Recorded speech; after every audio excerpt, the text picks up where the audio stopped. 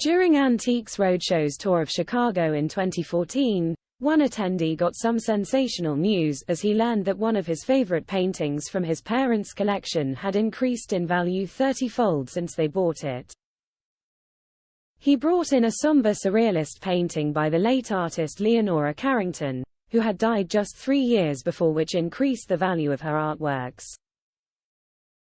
Speaking to expert Alan Fausel of the American Kennel Club, the man admitted he didn't know much about the meaning behind the painting or the artist herself, aside from the fact that she moved from Europe to Mexico after the Second World War. However, he was left wide-eyed when Alan revealed that the obscure piece his parents had bought for, at most, $10,000 around the same time it had been painted was now worth up to $300,000. The expert explained that while that was all true, there was so much more to the painting that viewers could understand at first glance.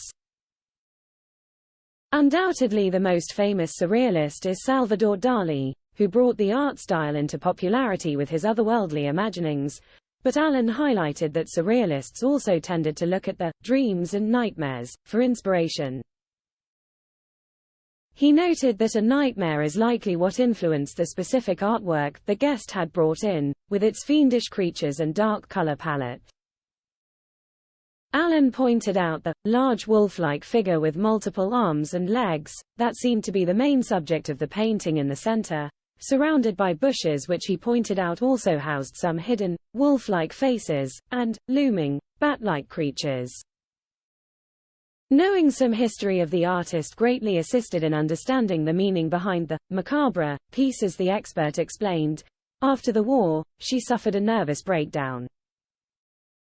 These pieces are very personal. I think part of them is her coming to grips with the nightmares and the imagery in her life. Overall she had a fairly normal life, but she was haunted by these visions. The PBS show guest revealed that his parents were avid art collectors, but this had been the only piece he'd really adored, and roughly 40 years ago when they opted to downsize their home, they gave the macabre piece to their son. He recalled his parents going down to Mexico to buy it, adding, "They said they paid somewhere around $7,000 to $10,000.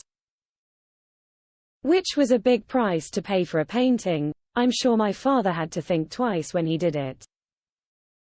When Alan gave the fabulous example of Leonora's art an auction estimate of $200,000 to $300,000, the guest was dumbfounded and simply uttered, "They bought well," with a chuckle.